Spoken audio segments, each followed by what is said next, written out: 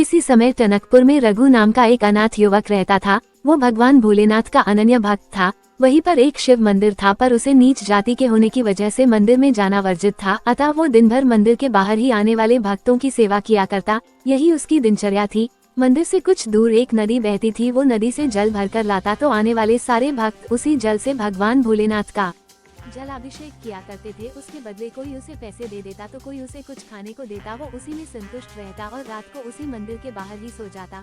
एक दिन उसे रात में उसी मंदिर के अंदर किसी के होने की आहट हुई तो उसने देखा कि गांव के ही दो युवक मंदिर से भगवान का गहना लेकर निकल रहे हैं। उसने उनको आवाज दी तो उन दोनों ने ही चोर चोर कहते हुए गाँव वालों को एकजुट कर लिया और चोरी का आरोप रघु पर लगा दिया।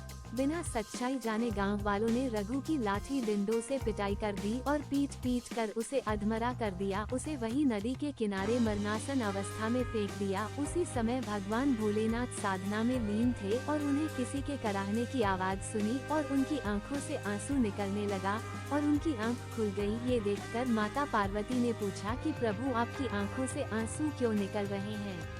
तो भोलेनाथ ने कहा कि मेरा एक अनन्य भक्त बहुत कष्ट में है और मुझे उसे मोक्ष दिलाने स्वयं जाना होगा। फिर भोलेनाथ ने माता पार्वती को रघु का सारा वृतांत सुनाया और अनन्य भक्त होने की वजह बताई। मंदिर में पूजा तो सभी करते हैं, पर मुझ पर जो जलाभिषेक किया करते थे, मेरा यही भक्त बिना किसी स्वार्थ लालच के बड़े मन से सभी भक्तों को पास की नदी से जल लाकर देता था। उसी से मेरा जलाभिषेक किया जाता था। अर्थात वो जलाभिषेक के पुण्य का असली भागीदार वही था। और आज वही गांव वालों ने रघु पर झूठा चोरी का आरोप लगाकर उसकी पीट पीट कर हत्या कर दी। इसी वजह से मेरी आंखों से आंसू निकल रहे हैं।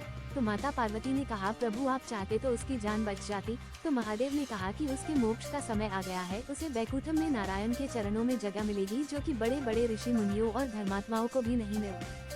इतना कहकर भोलेनाथ अंतर्ध्यान होकर एक साधु का भेष में वहीं पहुंच गए जहां रघु ने प्राण त्यागे थे और उसके अंतिम संस्कार की व्यवस्था की। तो देखा कि यमराज वहीं पर हाथ जोड़े खड़े हैं। उन्होंने भोलेनाथ को प्रणाम किया और बोले कि प्रभु, आपके अनन्य भक्त को मैं स्वयं लेकर वैकुंठम धाम जाऊंगा। इसके बाद भोलेनाथ ने उसका अंतिम संस्कार किया और उसकी आत्मा को यमराज के साथ वैकुंठम धाम भेज दिया। और अंतर्धान होने से पहले नदी को देखा, तब तक नदी सूख गई, जो कि रघु की भक्ति की प्रतीक थी।